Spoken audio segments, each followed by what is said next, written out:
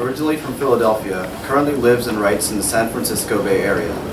He's an MFA candidate at San Francisco State University and holds an MA in English from the University of Southern California. His work will appear in the forthcoming issues of Juked and Pittsburgh Poetry Review. Please welcome Keith Donnell. Hey guys. Hello. Thanks for having me. So the poems I'm going to be reading, part of the same project I've been working on for like who knows how long. For people who don't know, it's about a young African-American boy growing up in the Jim Crow South, and just basically his evolution. A lot's happened since I last read. He's grown tired of the South, left it, went to the North.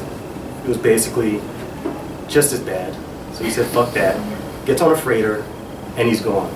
All right, so these all poems are about him on a freighter, in the water, on distant beaches. Mama knows best. In some such moment, while breaking from a card game, quick roll cigarette, swigging cheap gin, posted up against a railing, glacial sun plummeting, you may begin to believe my soul has found new form. Luminous pulp pulled taut along the low horizon over open ocean, moon rising like God's dilated eye. In this moment, you may be so moved as to remove old photograph from boot, upturn coat collar, let loose my ribbon, address the wind directly. Say something brave. And when called back to hand, your concerned shipmates demand to know who or what you talk to. Say nothing. Flick butt overboard. Go all in and bluff your way to mainland. The Ivory Coast calls you.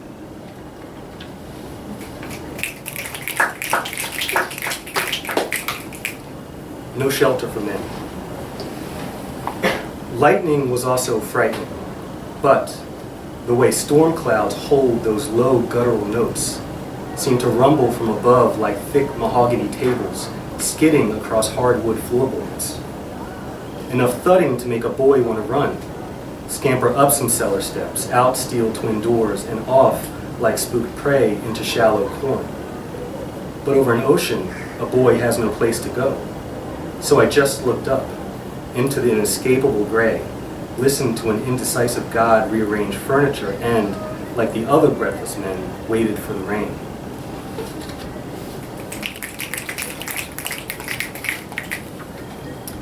Negro drinks gin beneath the solar eclipse. I call out apparitions from deep within smoldering beechwood. When a shadow moon slips like a cipher, blackens the sun, made ash-dead embers glow to harvest orange. The dark hold closing over me.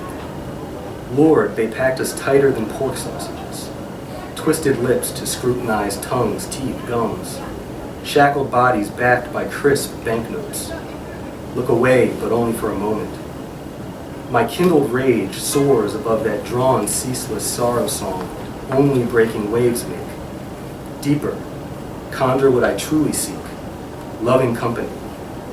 Famous as they are nameless, first slave taken, and the last slave freed. Just us three, swigging gin, talking shit on an eclipsed beach.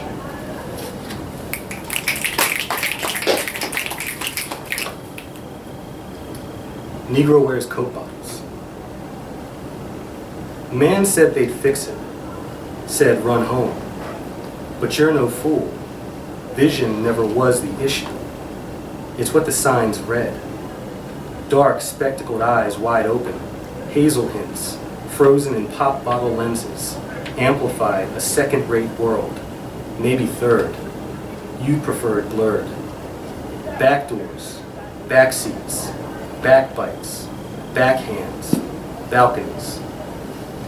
Woman casts ashes into a blue-black surf's long gray lashes. Her cry disarranges night sky, flickers moon, sands plume, dune grasses uproot. What you saw was a shadowy smudge. What you were listening to, lost in, was a song of collision.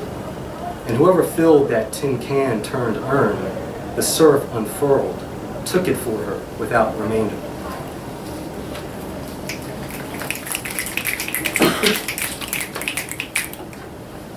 It's called This Time I'm No Child. He leaves, so I reassemble my father's slaughtered hog, reconcile balls with sockets, incant flesh back to bone, refasten his old rope and return carcass to a sturdy swing branch.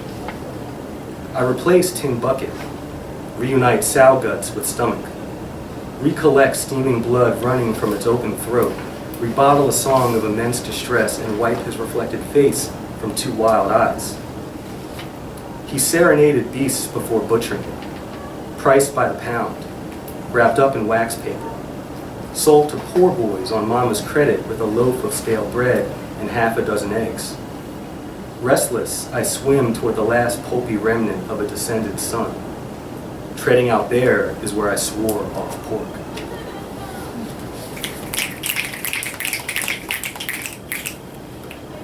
Heat wave.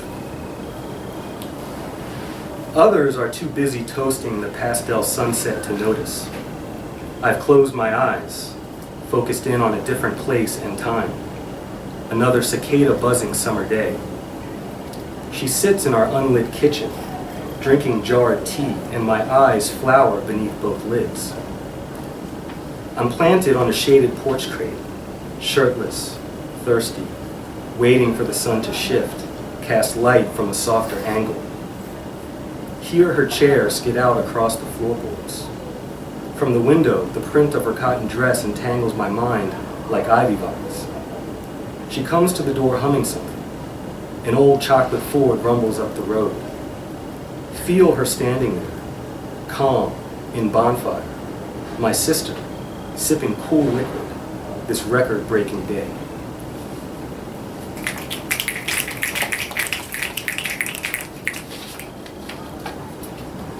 View from the undertow.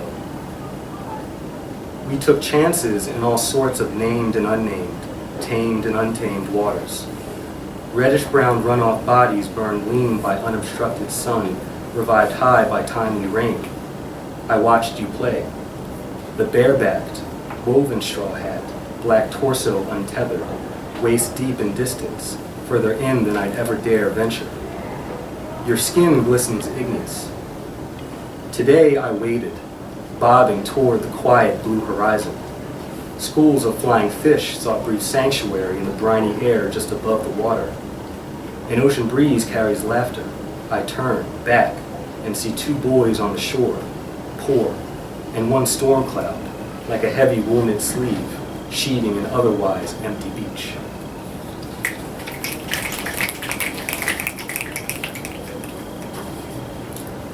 This is called Behold a Floating Negro. Old teacher didn't joke as he snickered, said niggers don't float, calls it science, some business about the bones. I've kicked out beyond the relentless waves, stroking toward you, the new blue terminus, and the salt water holds me up like a celestial offering. I brood over the lies chiseled in a black child's mind, until your calm, unobstructed vastness forms its own voice to call me back. Best find a boat for all that, and I will, laughing as I do because I'm here, bobbing like a buoy, black as a dot, alive, and he's not.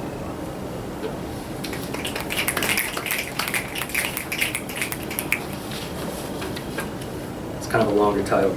This is called A Poor Boy and His Raggedy Dog Play Chase in the Sand, Switch Places and Begin Again.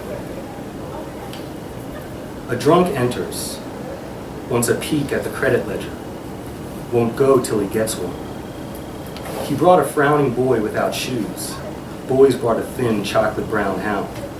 The crowd forms, but man behind counter bites his apple, doesn't budge, says no mutts allowed, ain't talking about no dogs neither, means don't make me put this book down. So I'd watch my father's firm Christian hands toss this man from our store, door, porch, step, muck.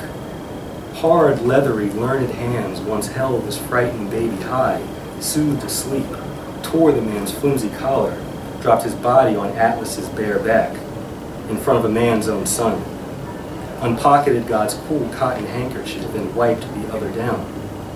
Again, no mutts.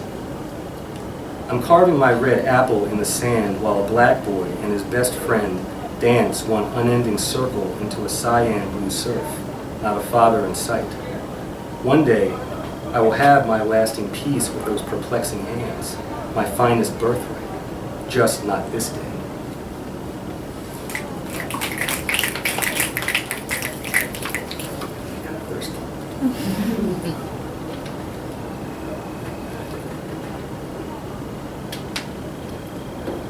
It's called More Than a River.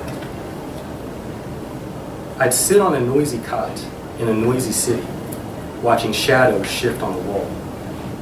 Someday they'd explore my humble beginnings, map out my life from outlet back to mountainous origins.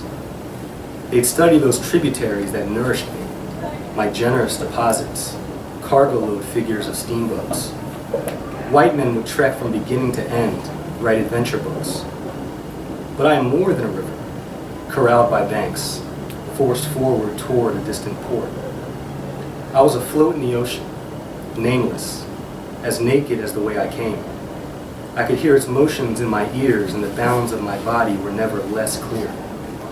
My kind lover waits patiently on the beach, while I try dissolving, to evaporate, and return for her pure as the falling rain.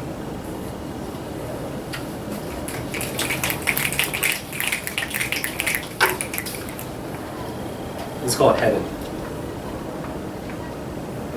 I double park their car, leave keys in the ignition, shirt, trousers, boots, wallet, wipes, all on the passenger side, cross boardwalk with nothing but a hat to cover my head. The sun blazes but can't burn, left to right to left, in towels, on blankets, under umbrellas, telling stories, lies, other people's business. Unclothed black folks far as the eye can see, and their tiny sea breeze-born chatter, their briny sea breeze-born chatter tickles my ears. I'll weave my way toward the foaming blue surf like a dried-up reed through a pattern of glistening brown hues. Lord, make mine a beach, a crowded stretch of ocean to float, spray, roll over a billion unburdened bodies. I wade off, ride a wave back, hear my name called, my mother in the sand, brown eyes out above a pair of slid-down sunglasses, my spot there beside her.